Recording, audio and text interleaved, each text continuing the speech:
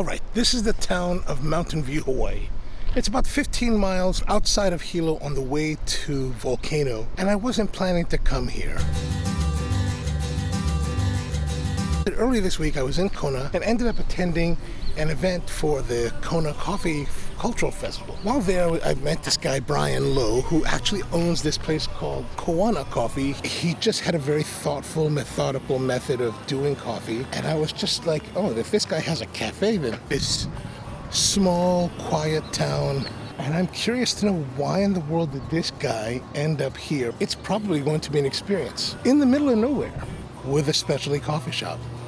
So let's go find out.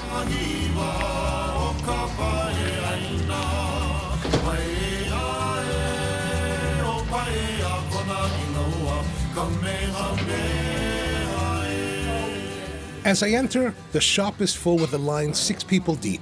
The interior is a bit rustic, but completely fitting to this part of rural Hawaii. I feel at home, comfortable, but the line is kinda long. If you notice the sign, it says slow coffee.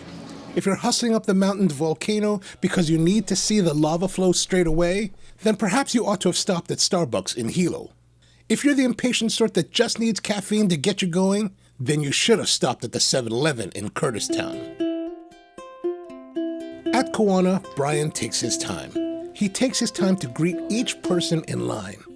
He takes his time to get to know them. He takes his time to prepare their coffee. In most professional coffee shops, a line means the time when the barista must bear down, focus, and start slinging coffee in the most efficient and expeditious way possible. When standing in line at Koana, you notice that Brian gets to know each person that stands in front of him. You realize that you're just not relegated as the venti cappuccino person that has to guess which of the 4 drinks on the counter is yours, but that Brian is going to take all the time in the world to accommodate your desires. As I observed from the back of the line, there's not a measure of impatience on Brian's face. He's focused on you. In that moment, only you exist in this shop full of people. There could be 60 people in line, but you get the attention as though you were the only person in the house. So it's pretty close. If you're the impatient sort, this will kill you. But if you're the akamai type of person, this is your chance to relax, to become part of that laid-back spirit that is Hawaii. The only concern that comes to my mind is, will he give as much attention to me as the others?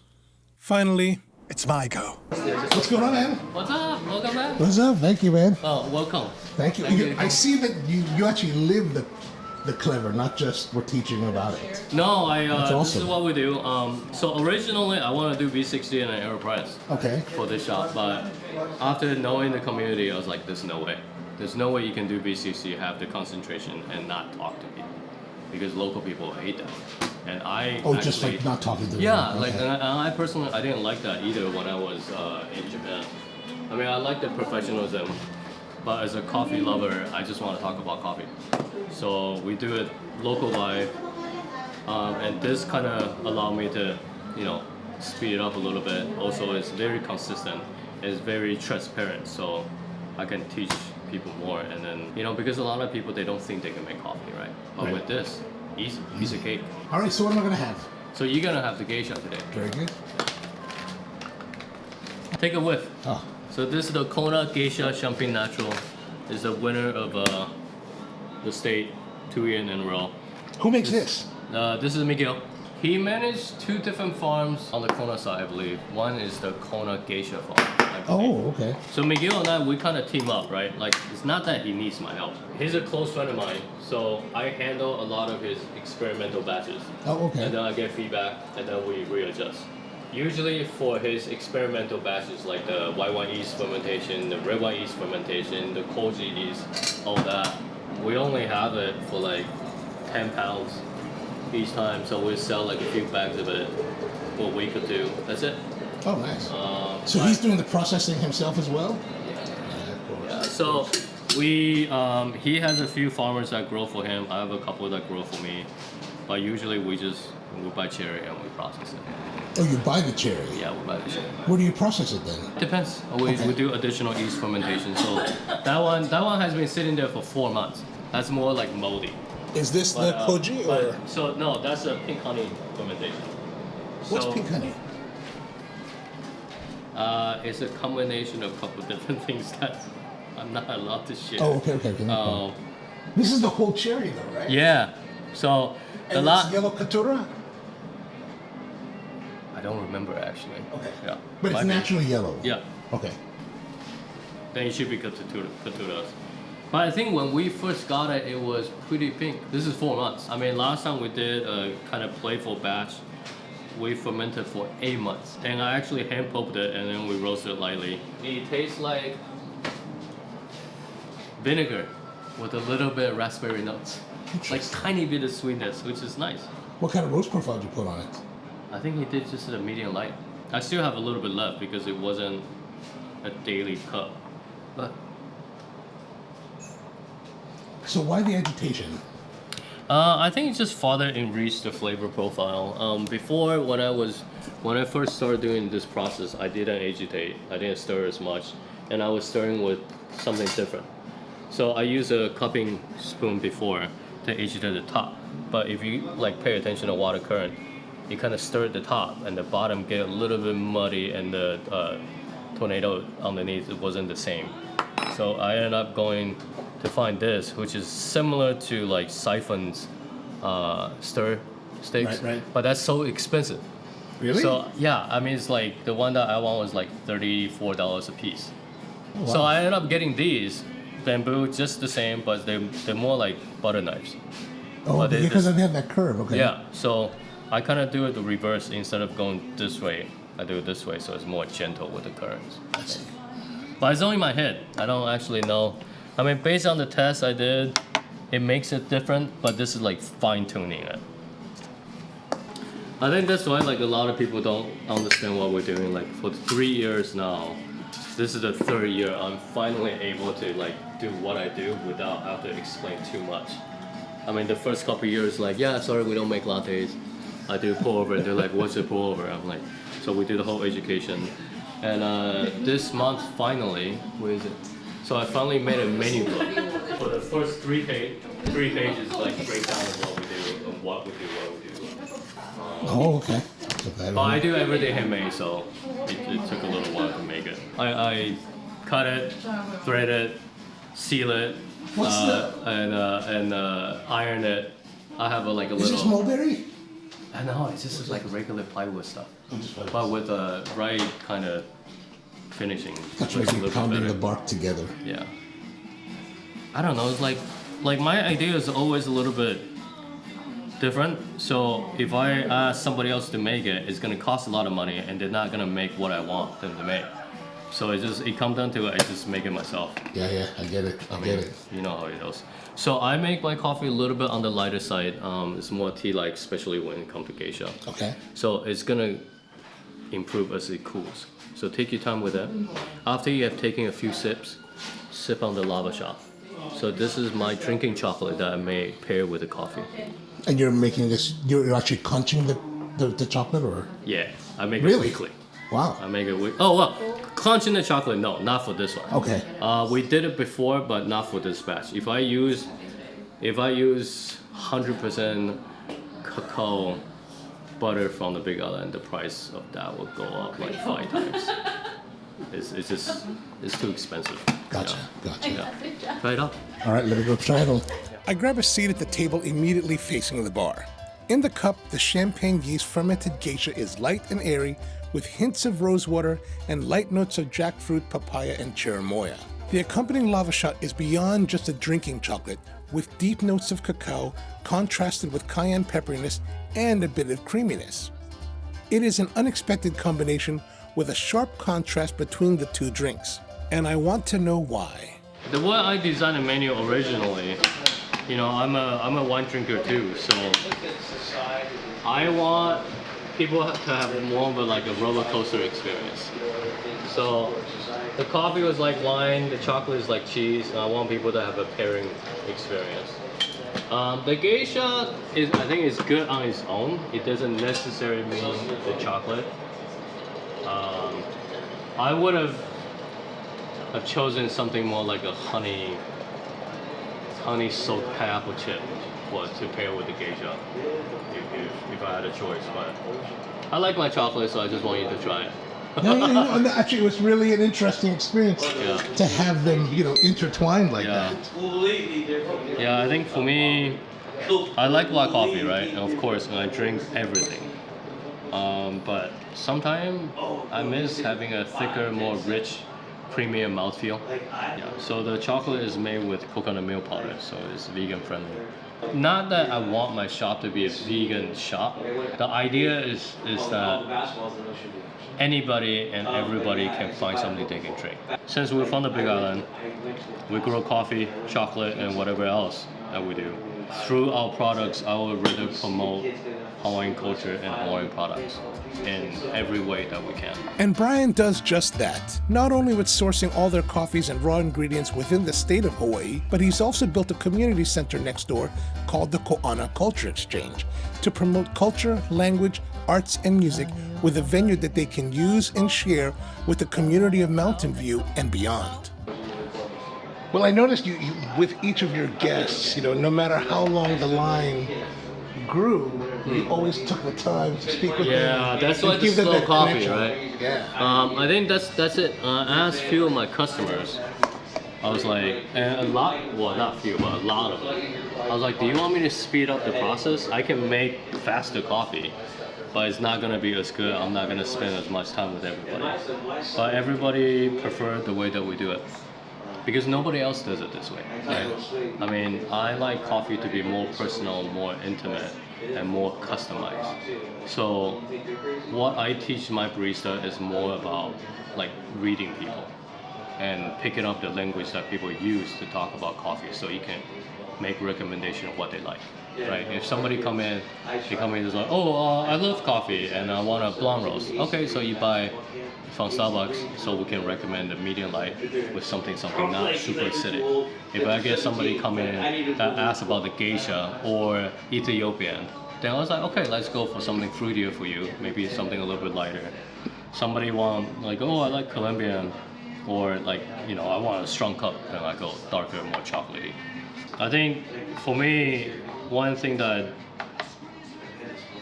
as a person, I like to make more connections, and coffee is a platform, right? It's a kind of shared common ground that people can step on.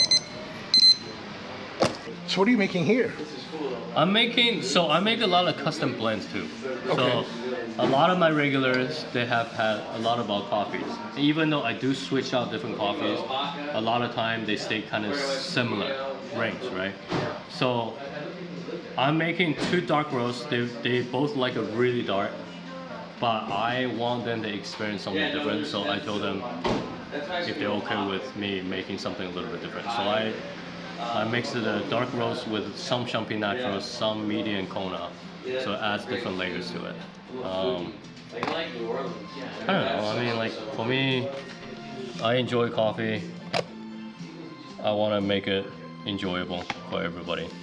Well, you learned the passion of coffee while you were in Tokyo. Is that my understanding? Yeah. Well, so I always drink coffee, but like everybody else, I was raised on Folgers, and in my 20s I drank Starbucks or sweet drinks. And that was in Taiwan, correct? Yeah. Okay. No, that was in Alaska.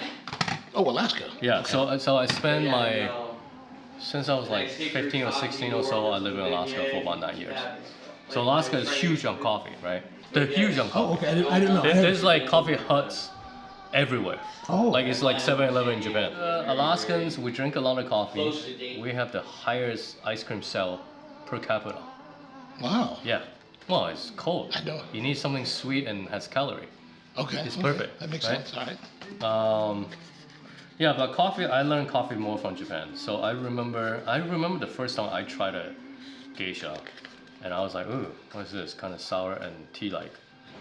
And then that was it. That's what I drink now. From ooh to ooh. Yeah. Ooh. Yeah. From oh no to oh no. That's a good one. So, do you remember where you started drinking coffee in Tokyo? I do actually, but I forgot the name of the shop. In Ueno area, near like in between Ueno and Asakusa, there's a Tuo Street. I forgot what it's called. Okay. It's like where you can like it's a long street. You can buy all different equipments for restaurants and all that. Oh yeah. And there's one Kapabashi Street. Yeah. So over there is a coffee shop with a architecture firm inside.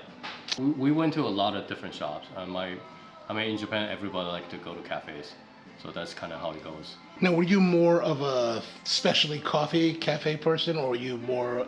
Did you go to like kisaten type places as well? No, I went to specialty coffee. Okay. It's just like my wife and I, we both.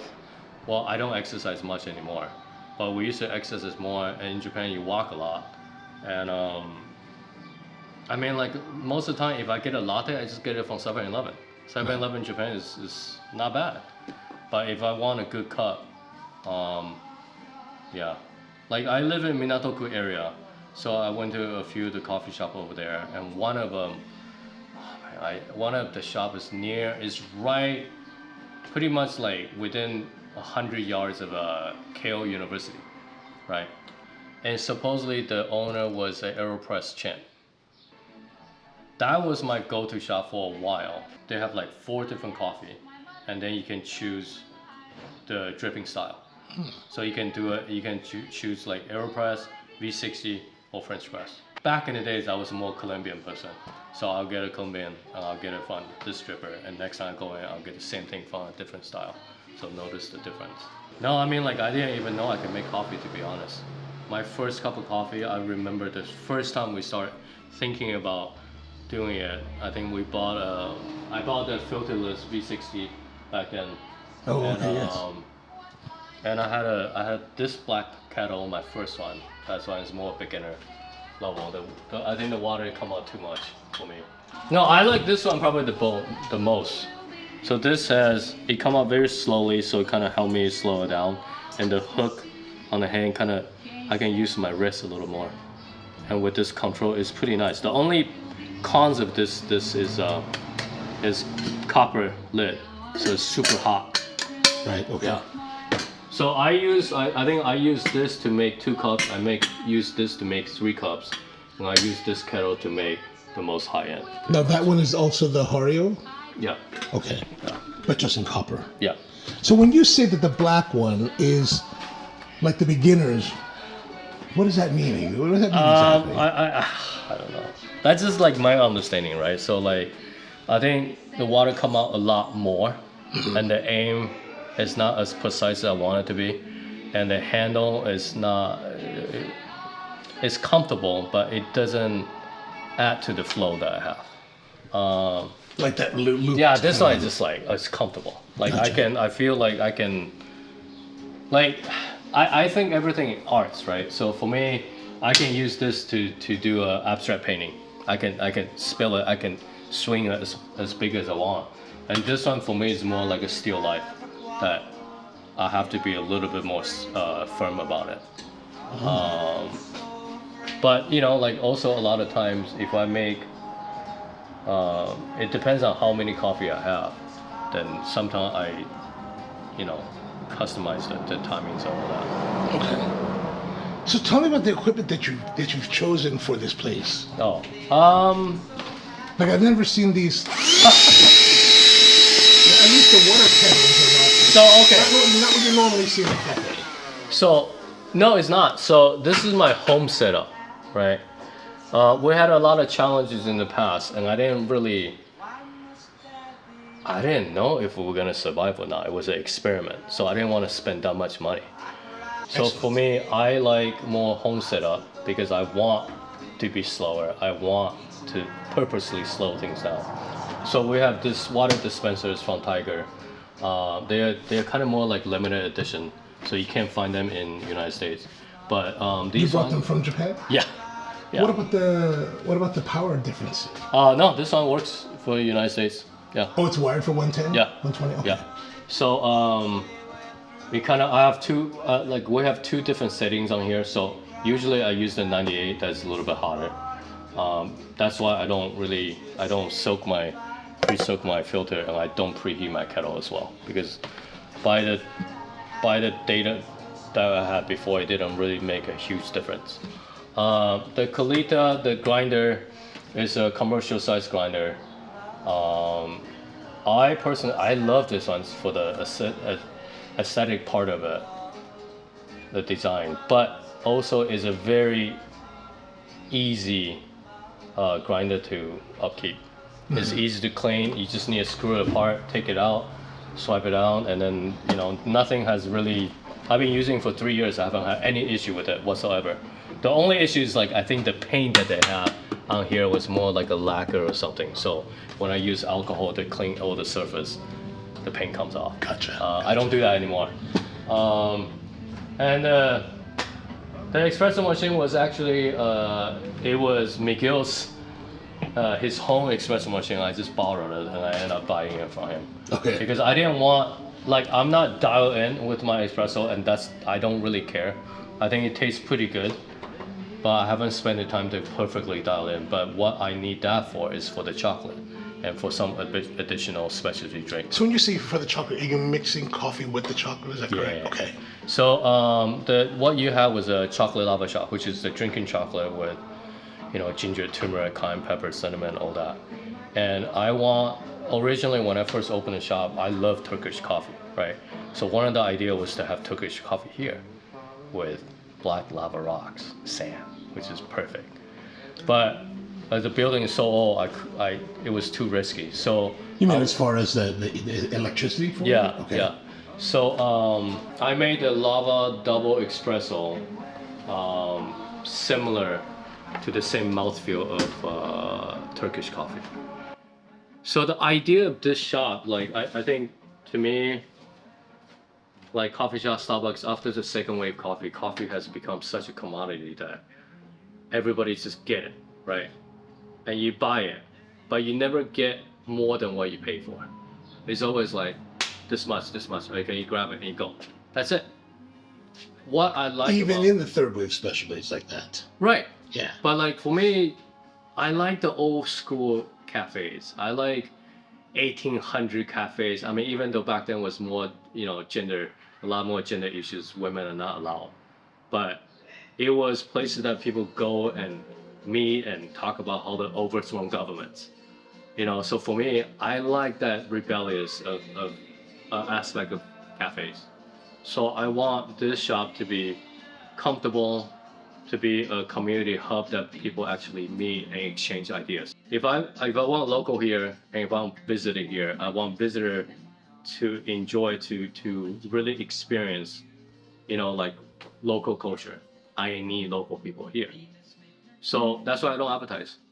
I have most of my regulars are locals that hang out and they're very friendly. And when visitors come, we talk story. So the culture exchange is done right there. So they have a better experience than what they pay for. So for me, like, I can sell any of these coffee for way higher price overseas, just because it's from Hawaii and from what we do. But I think when it comes to a lifestyle, like people say, we'll move to Hawaii not for profit, but for a better balance of life. For me, it's the same way. So I want to kind of put that into real practice as well in the cafe. So when I designed this shop, I knew it wasn't going to be super profitable. I mean, if you do the population studies, like even if everybody live on the island come to my shop, I still wouldn't make that much. Oh. So if the focus is not profit, then let's focus on quality and experience. So that's pretty much what. But how do you keep it if the profit is small? How do you keep it sustainable? I try to be as efficient as possible with my staff as well, even within the balance. So like Becca, when she come in, usually she get about hour to open. Starbucks only get half hour. Like she get an hour, she usually can get everything done within like 30, 40 minutes or so. Then she have a little like 5 to 10 minutes to herself to sit down and drink coffee, right? Because for me, we're in the service industry, but we need to take care of ourselves as well. Because as coffee makers, I do believe our energy go into the coffee we make. So we need to take care of ourselves. We have to be in a good mental condition to serve good coffee. And because a lot of things is non-verbal, right? I mean, like if the customer come in, like, hey, You know, it's not cool. Person balance is important, right? So I want my staff, I want my regular to feel good in this space. I think for me the key, I run this shop more like a restaurant in my mind, right? Because I used to be a GM for a small restaurant in my 20s. But for this shop, I think my focus is I don't care how people walk in, but when they leave, I want them to leave happy, because that's how they will remember us, but also that's how they will remember Hawaiian coffee and the vibe here. So if we're gonna promote everybody, we have to be pleasant, and the experience will be pleasant from the beginning, right? Because like the whole smelling the coffee, the conversation is all foreplay, right? In a way, to get them excited about what they're about to drink. Yeah, I think for specialty coffee, even a lot of third wave shops in Japan and Taiwan before, there's one thing that I didn't like was how professional they were. I mean, they were so professional, but like there's always a little bit of attitude, right? It's like, oh yeah, I make specialty coffee. And I understand that. We all professionals. But as a coffee lover, you can't help to want to know more. Right. You know, like when people are pouring something different, like in my head, I'm timing their pour. So I'm just kind of like, ooh, I wonder why you do that, why you do that. And nobody really want to talk. And for us, I kind of want to keep it more of an open communication platform here. So we talk a lot. Oh, that's good. One thing that I've noticed as I was touring the different coffee shops, like in Naalehu and Koana, was that remarkably different than most places in the United States. Yeah. The baristas are actually very friendly here. Oh, really? They seem to be very friendly. At least when I went, they were all like, you know, I don't know, because I have a camera with me most of the time. Maybe. But like, they were all really, they were all really pleasant to deal with. That's good. Yeah. So. Because like I see plenty in the baristas. I'm just like, bruh, like I know you hate your life. Like you just know it. And I don't know if I want you to make my coffee. Because this is very important, like how I start my day, right? But I actually don't start my day with coffee. I start with my day with a cup of water. Right. That's unless you know I drink water first, my palate is not awake. But yeah, is coffee. I think to me, I'm only 4 years into it, so I'm very young. I see myself still with very much of a beginner. That's why a lot of people when they come here, it's like, oh, you want all that? And I'm like, no. Like I don't want to get anything into my head. You know, like the ego shouldn't be there. If you have ego, then you will stop improving. I mean, you have pride. That's fine. Right. But I mean, of course, I take pride of what I do. But when I drink a coffee, I want to know about the coffee. So I don't know about you. Like I'm glad your experience has been great. My experience with some coffee shops on the island and also other islands is there's still room for improvement. That's a kind way to put it. Yeah. Because like I've been to a couple well-known shops in Oahu, right? And they're all very professional looking. I know that, and I know the aprons they buy, blah blah blah, all that. Like the one that has the ampersand. Yeah. Oh yeah, that's they're super fancy. The helium and whatever. Yeah, that's what I'm thinking about. Yeah. the $150 apron, but it is very comfortable. I have one. Is it really? Yeah, I gave one to my wife. Oh, okay. Say my mom. I think there's one time I went to them and I was like, oh, where is your coffee from? And they're like, oh, Hawaii. I'm like, I didn't say it, but I was thinking, no shit, like duh. And I was like, where? And they're like, Koana. I'm like, and then where? And then the barista took like 5 minutes to go talk to all the baristas, and then ended up talking to the manager, and then they told me where the coffee was from. I'm like, how do you not know this? This is the very basic. And this is supposed to be the best shop in the island. Something like that, right? Yeah. So I don't know. I think for me it's all about attention to detail. But I'm a little bit OCD naturally, so I think it fits well. So speaking of the OCD thing, like what's the theory behind your bar design? Was there a theory? Like what was the intention? So I make improvements every year. Okay. Right? So when I first opened, I only have this section, just this center bar. Just without the L? Yeah, without the L and without this. Oh, okay. So I was all the way in the back. Like, I think it was back here. And I would just sit there. And then I'll talk to people from here. And then it got more busy, so I need more lineup. So originally I started with 2 clovers. But one moment, did you have the riser? I did not. Okay. I did not. So you started this bar with this height without the riser. Okay. Yeah. And then so it turned out it was too much. Too high. Too pressure on my shoulder for a year. So second year I built the additional and the step. The step kind of allowed me to not talk down to people, but have earned some natural like. Yeah, you stand above. Yeah, stand a little bit, and people kind of trust me a little bit. Yeah. And I'm short, so it's like it's okay. But it's easier for me to move around, show people what we do, and also easy to to turn around. Yeah, definitely the arm fatigue when you're pouring would be something. And because we do so much of it, so the idea originally is to use all recycled materials, right? Okay. So all the apple crates was from previous business that went bankrupt. So I want to use that to build this counter. So I built a counter.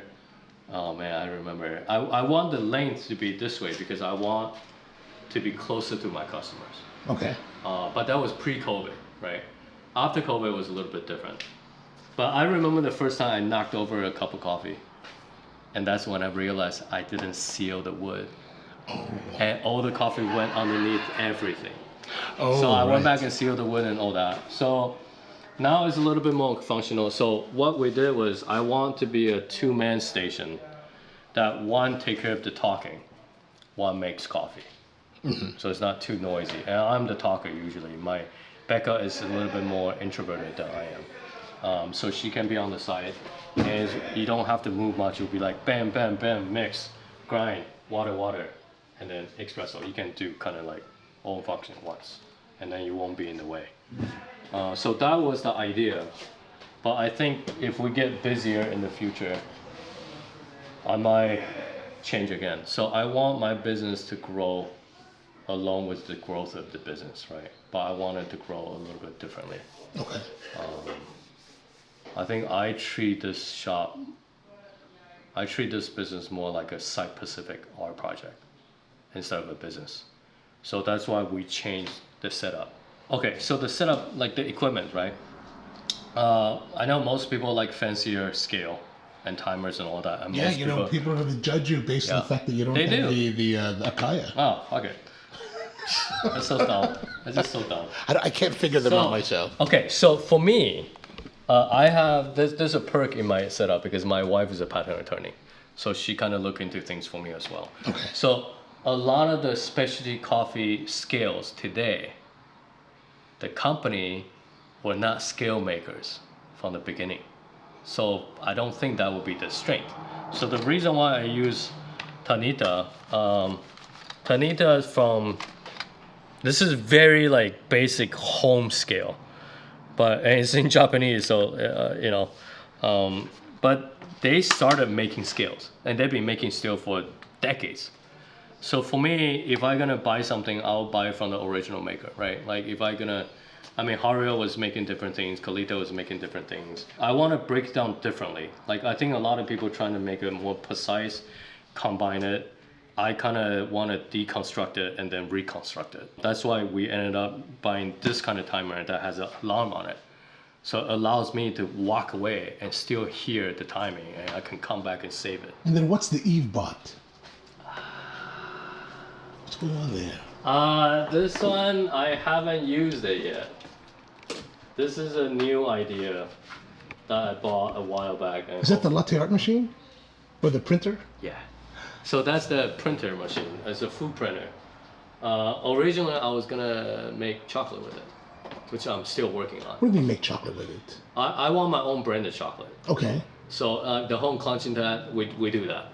But it's not on the shelf yet. I've been working on it for like a couple of years. I have a couple of chocolatiers that taught me a lot of things. So like I went from even not have the confidence to have a shop because I never even thought about it.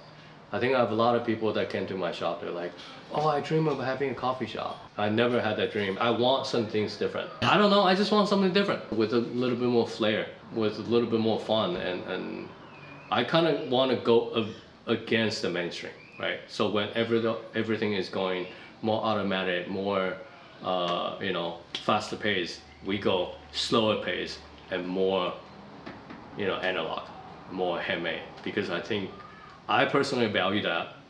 Even when I read, I still like to read books, the sound of paper, I like the texture, the smell, and I like making the highlights, myself. I think I'm just more attached to the material and also the old school memories. So coffee for me is the same way. Even like folding the filter paper to me is kind of fun, and it's kind of like I don't know. I like coffee a lot more than I thought I would, but I think I made it kind of my own style. That's why on my website I don't want to say like I'm not properly trained, I'm self-taught, and this is a little bit different. It is an artist's own cafe, so I kind of give myself the freedom to be more me, which I will be more happy with what I do. And I think as long as we're happy with what we're doing, then our product should continue to improve. Without passion is, I think that's the most important part, because passion will drive you insane in a way that you will continue to improve. Like even breaking down with Thomas with the clever. I know he used clever a lot more simple, and I totally understand that too, because to me clever is a very beginner dripper. I don't know if what I'm doing actually makes any difference, but in my mind, to my palate, it does. So it does. Yeah, that's exactly it. Yeah. So, I think to you, to us, like, I'm not on the same level as you, of course, but like, I think as a creator, no matter if you're like an art creator or a business entrepreneur or whatever, we have to take time to charge ourselves too. And for me, like, the reason why I keep making different drinks and changing things is because I'm here day in, day out. Sometimes I get tired of it, and I want to continue to feel excited about what I do. So yeah. Well, I think that, I think the difference between you and me is that I only have more time in the business. That's the difference, right? And but I wouldn't say that, like, I forgot the exact phrasing you used, but I think you're on a path where you're very focused. You have a vision that you're really holding on to and pushing forward. Yeah. And that is something that is in our industry, in our niche of the industry, is incredibly unique. Oh, really? I think so, because like Thanks. a lot of people, especially like as the third wave was developing, you go to different shops and this is the third wave shop. We've got subway tiles, we've got V60, we've got the V60 stands made from copper pipe. You got the coffee history, the book on the back. Yeah, and I'm just oh my gosh, man! It's like, the only way to be third wave is if you follow the playbook now. And when we started the third wave, it was all about not having a playbook. Right. So I think that, and I tell you, like, when I go to visit coffee shops, like the ones that I'm really interested in visiting, invariably these are operators that are outside of the big cities. They're working in relative obscurity, and they're psycho-obsessive. Like, I think one of the guys is John Piquet from Cafe de Bola in Salt Lake City. Yeah. And Anthony Rue in Gainesville, Florida. He's compared to like John, he's a little bit more mainstream in his approach, but he's someone that puts a lot of time, a lot of effort into thinking about what they're doing and how they're doing it. And not to say that these other darlings of the industry don't. It's just that these guys are like, we're going to make the best quality if it kills us. And essentially at all costs. We are going to ride this into the mountain to produce the best quality. It's kind of funny because we're talking about like, is there a middle ground between quality and profit? And Blue Bottle. Yeah, Blue Bottle, and Blue Bottle just sold, right? I think James. But but here's interesting. Like Blue Bottle, I've had varying experience with Blue Bottle. Yeah. My experience when they first opened the one in Aoyama was very positive. Yeah. I took my little niece, and she was like maybe 5 years old at the time. Yeah. Had a really enjoyable time. Okay. I went to the one in Brooklyn several years before that and had the worst espresso of 2008 there. Really? It was the worst espresso I had that year. It was terrible. I wrote about it in my blog, so I don't have to. I'm not worried about saying it now. But I was just in LA. Okay. And I was at the one in Venice Beach with manager there, Selena Viguera. Okay. And her shop is so well run. Yeah. And it's really nice coffee. I think for me, like, I remember, like, so Miguel, I have learned a lot from Miguel, right? And he's a close friend of mine. Okay. And I learned a lot from everybody, like Kelly and Brandon from Big Island Coffee Roaster and all that, everybody. And I like how real coffee people are very straightforward, nerdy, but almost like sometimes socially retarded. Not socially retarded, but like awkward, socially awkward. Yeah, Yes. and that's great. I am kind of like, I'm like rarely like, I think I'm the people person out of most people, right? Okay. But but I'm kind of changing a little bit too. After You're becoming more reclusive, is that it, or more socially awkward, or less? I'm becoming less verbal. I think in a way. I talk even more before, but nowadays I think I'm trying to learn to listen more.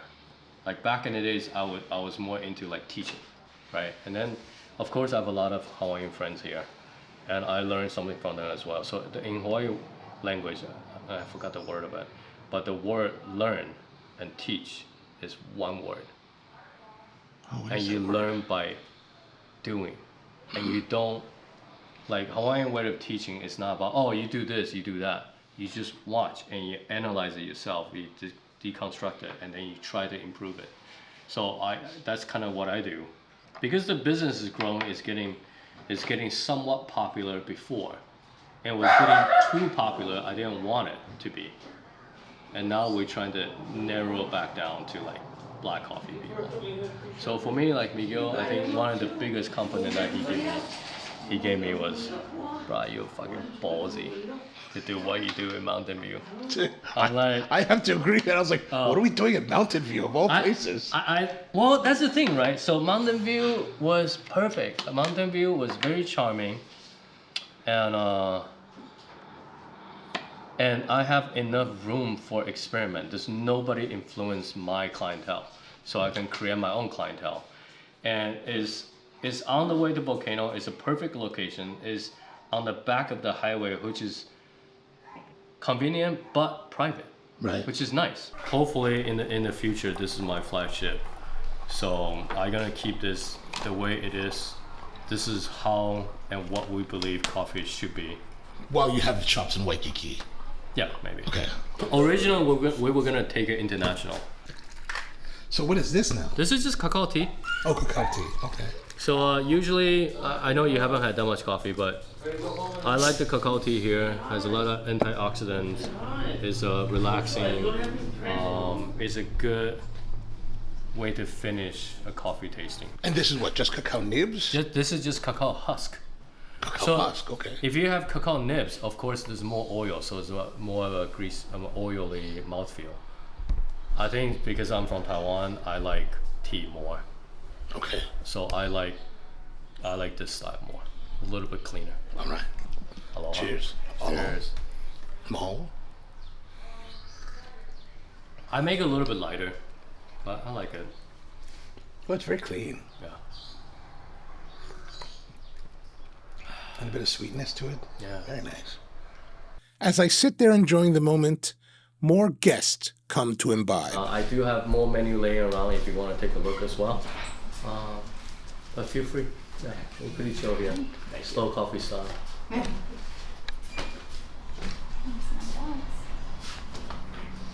Yeah, he's very friendly. What's his name? Cass. Like Cassidy.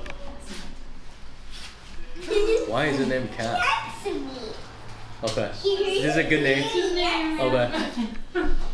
It's so funny because my daughter's name, everybody's like, why is her name Kiki? Is it because, you know, the Japanese anime? You know, Kiki delivery service? Oh, right. But no, because she kicked a lot when she was in her son. It's like, kick. I'm like, okay, that's who you are. Yeah, she was almost named Krav Maga. So what do you guys feel like today? Are you guys here for coffee, chocolate, or tea? Coffee. I would be interested in the chai. Yeah, coffee, chocolate. I need to go to the post office to pick it up. That's okay. I'm so sorry about that, but I have something similar. Something similar? Okay. I can make something similar. It's a little bit unique. You probably never had it anywhere else. But I can make it for you if you trust me. Yeah, absolutely. And if you hate it, I'll make you something else. I'm gonna make you kind of like a roasted matcha with spiced chocolate.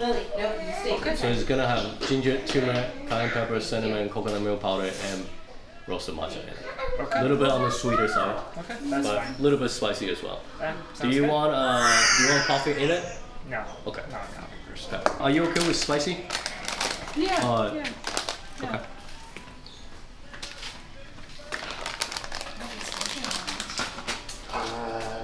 Mummy milk with a touch of mummy milk. And maybe a little mummy milk. You're excited? What's that? Very sweet today. Yes. Yes. Oh my gosh, my little one. Oh, and with a touch of avocado, right? 'Cause you He did have avocado. Did you know there's more than 50 different kind of avocado on the island? I didn't even know. When I first moved here, I was like, what? I mean, I think I have like 2 kinds in my backyard. We have 3 trees and they're all 3 different. Yeah. We don't even know what they are. The perfectly rounded one, those are more expensive. We have the big one which gets all black Okay. and it's all buttery. Okay. Yeah, we have one of that. Yeah, a couple others that are green. Could I get you folks anything else? Any questions? I want the Koana recommendation, the Okay. medium roast. Medium roast? Okay. Yeah. So my medium roast is a Koana, is a blend of 3 different farms, has more of a caramel finish. Like most Koana, has more of a body than the Ka'u. And then this is my medium light Ka'u, just one of these. So I have never tried Ka'u before. Ka'u is, in general, from consumer perspective, Ka'u is less acidic. Sorry? Less acidic than Yeah. Koana. But that varies, depends on the farm and the process. I really like the smell of this. Okay, let's do that then. If you haven't had a good cup of Koana, this is a good That's cup it? of Koana, Okay. I promise. Okay. I need to smell it. Oh, here you go. We're What kind of roast do you guys like? actually, I think I'm going to do the toasted marshmallow spiced mocha, but Okay. I like more of a dark roast. Okay, I'm gonna use a dark roast for you then, Good. for the mocha. You use organic Koana. The brown sugar, whatever. You like more fruitier notes? Do you like more chocolate notes? Probably more chocolate. Okay. So smell this too. That smells really good. That's a seasonal Wood Valley from Big Island Coffee Roasters. They just got ranked #1 roaster in the state by Food and Wine magazine. That's what I want. Okay. Let's do that. Just let you know after you guys get your coffee, if you want to sit down and hang out for a little bit. My outdoor seating area has a hammock designed for kids. Kids height. So they can get in there, you can maybe have 10 minutes to yourself. Guys, take a whiff before I pour. Is the drink okay for you? Yeah, it's actually really good. Okay, good. I'm not usually a It's really good. matcha person, but Okay. yeah, it's great. So what I put in, half of it is hojicha.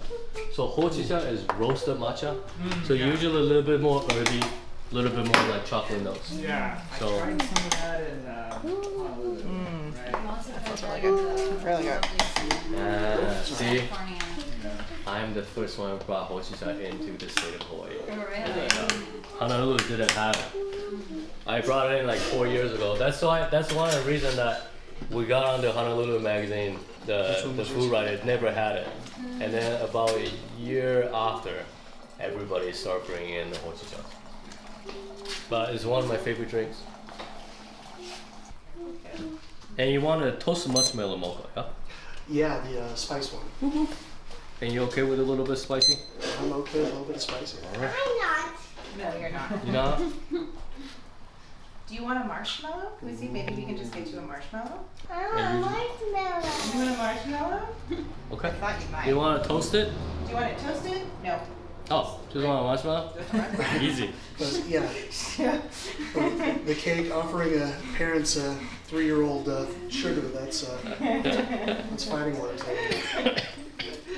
I think I still have some leftover Halloween candies. There's a fish in there. Oh my gosh, there's a fish in there. Yeah, his name is Kiki. Named after my daughter. I bought it for her, but she never took care of him. Oh. So I took it in my shop. You want to come And here? now it's mine. You can see it from here. Huh? Fishy. Yeah, hold on a second. I found fishy. Yeah. The fish is in the sticky. No, the fish name is Boo Boo. You're trying a new lunch menu at Oʻāla's, I think. Oh yeah? Yeah. Okay. What is it? They have burgers, and Who loves you? I went there for a fish sandwich, and I tried the new bacon jam on my fish sandwich, which was pretty good. So hopefully the burger we'll see how it is. Let me know. I was gonna go into I'm Hilo. so hungry too.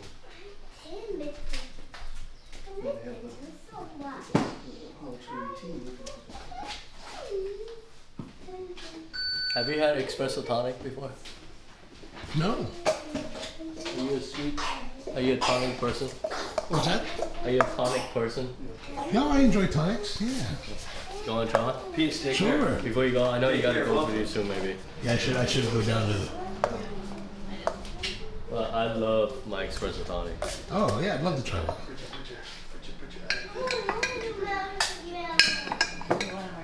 When I go to visit places, I'll try practically anything. Yeah. Me too.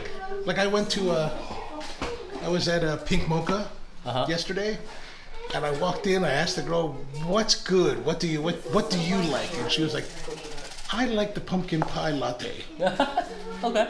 hot." And I was like, This is the one Daddy's drinking. "I would never have ordered that. I would never have ordered that on my own. I will try it." Okay. And it was fun. Was it good? Yeah, it wasn't too sweet, so it was really pleasant.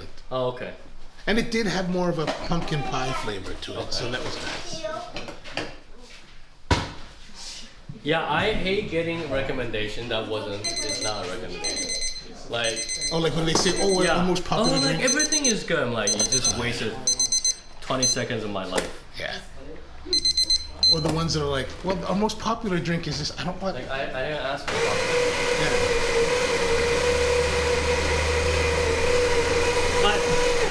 But that's kind of unique though. You know, like I realize a lot of people when they order coffee, there's like, "Oh, what's your best seller?" And they'll order the most popular. I'm like, it's not about what popular, it's about what you like. Yeah. And Exactly. then people are almost like not used to the customization of part of it. So it's quite unique. Yeah, I'm much more interested in what the barista likes than what the customers like. Yeah, me too. But baristas, it's hard. A lot of baristas, there's so many of them now. And not a lot of them are super passionate. But I don't know, like if you decide to do something, even if it's like a stepping stone job, you should like your job. Or you Well, I just- think a lot of them are just too. torture They're yourself. young, and I think it's all right. There's always going to be a part of the ranks that are not super passionate. That's true.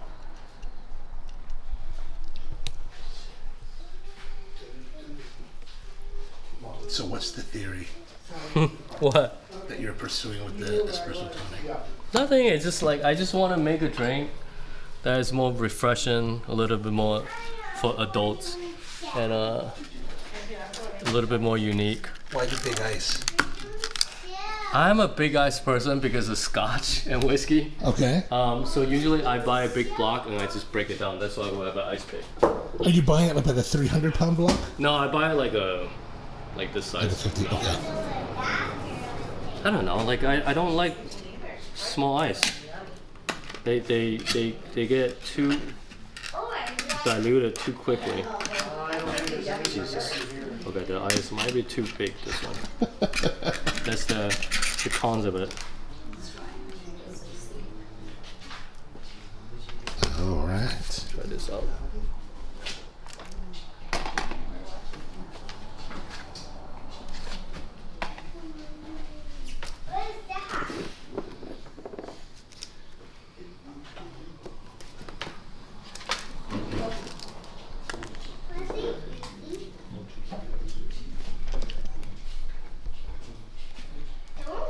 Oh, that's a nice refreshing. Right? That's really pleasant. Kind of lime Yeah. Citrusy, surprising. Are you using a blend for the espresso or single origin? I use a medium dark. I kind of switch on my espresso here and there to play with it. Today's espresso is actually a medium. It's really nice. It's really nice. Thanks. I mean, I'm not dialed in, but in my case, I guess it doesn't really matter.